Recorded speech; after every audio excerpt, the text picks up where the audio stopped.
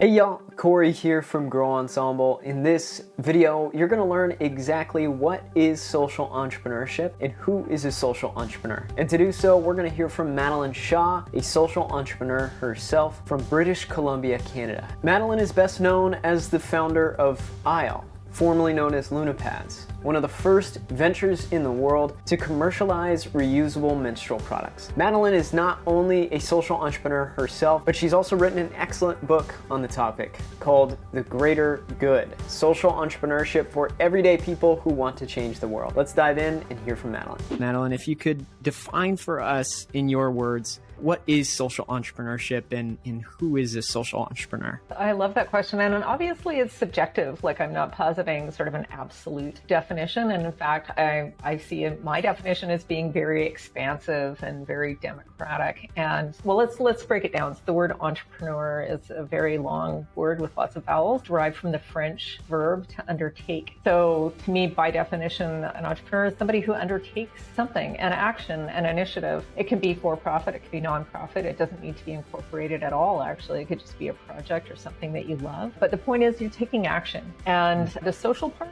which precedes the word entrepreneur, importantly, it comes first, right? So social is kind of shorthand for some form of positive social or environmental impact. That can be anything, honestly, whatever matters to the entrepreneur. But the point is that it's what motivates and inspires.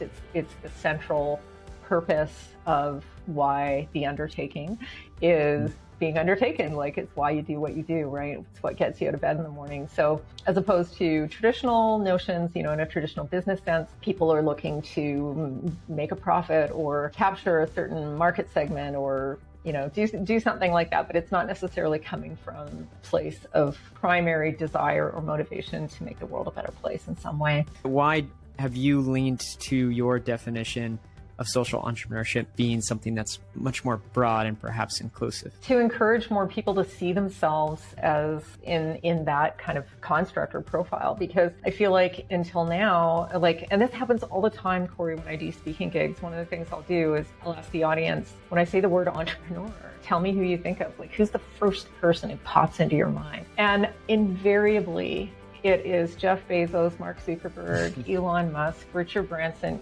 and it's those guys with their big, massive, scalable tech, blow it up, disrupt things, Silicon Valley, spaceship, whatever thing, right? And that's a really hard kind of paradigm to relate to if you don't look like that, if your project, if your idea is not that big and that kind of unicorn sort of thing. It's pretty easy to kind of go, I don't think I'm that. And the reason for wanting to broaden that is because I want more people from diverse backgrounds with really amazing social change ideas to feel that they too can take action and should be celebrated for doing that. Because the more people that do that, in so many ways, I feel like we're waiting, look at the times that we're in, Corey, you at the beginning of the conversation, when we first talked, it was before COVID. Now the world has changed. Climate change has accelerated. We've got, the urgent need to achieve racial justice. We've got so many things going on, just really urgent, not to mention COVID, everything. It really is an all hands on deck kind of situation. So what the book is really there for is to encourage all those hands, whatever size, wherever they're from, whatever they look like, to feel that they too, their ideas are needed and that they're empowered and resourced to take action on any scale. They don't need to be the next Jeff Bezos to do that. What are some examples of social entrepreneurs or social entrepreneurship in action out in the world? So part of the book, for folks new to it, I share the stories of about 24 of my colleagues. So I really didn't want just to sort of monopolize the conversation and say, well, I started these 4 ventures and, this is what I really wanted to bring in a diversity of voices and experiences and backgrounds and that type of thing. So one of the groups of people that really struck me the most are people that I called lemonade makers in the book. And they're folks who have drawn on experiences of adversity, frankly, to create change in the world. So a friend of mine, for example, example, was diagnosed with breast cancer a few years ago and had a rough ride. And, you know, this is a very familiar journey to all too many of us, but really found that through her experience, having the benefit of kind of community support of like this sort of extra things and getting a bit of, you know, massage therapy or getting somebody to come and cut her hair or getting, you know, various forms of nutritional support, that type of thing really made a huge difference in her healing journey. And so when she came out of it, out the other end, and she's a lifelong fitness fanatic,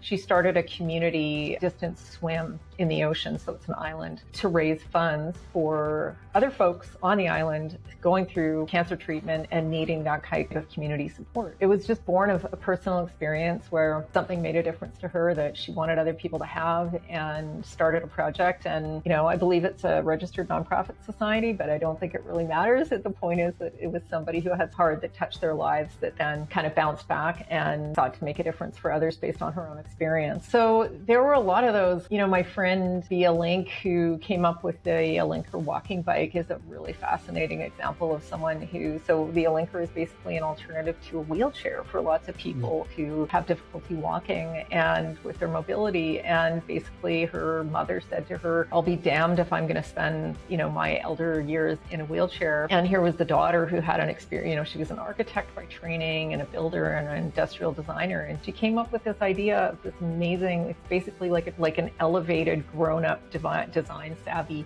tricycle that someone can walk. So when you speak to them, they're at eye level. Like most people in wheelchairs can actually walk, but the wheelchair design is what actually disables the person from walking. People are just drawing on their personal experience, thing number one. And thing number two, they're going outside, like my friend Mary in the first example. You know, she was a personal fitness trainer. She wasn't an entrepreneur. She didn't, you know, think of herself that way, of someone, I'm going to start this big event series and whatever. She did it. And same with my friend B, like they weren't an entrepreneur, they were a designer, they were an architect. You know, now B leads this wonderful business, it's B Corp, with this really innovative product. People see something that bugs them or whatever, and they do something, they start something. Hey y'all, I hope you enjoyed this video. If you want to dive deeper into the topic of social entrepreneurship, I recommend you check out my full interview with Madeline Shaw, which you can find at the link either up here or down in the description below. And lastly, I want to hear from you. What are some examples of social entrepreneurship that you believe you've seen out in the world? Let me know in the comments below.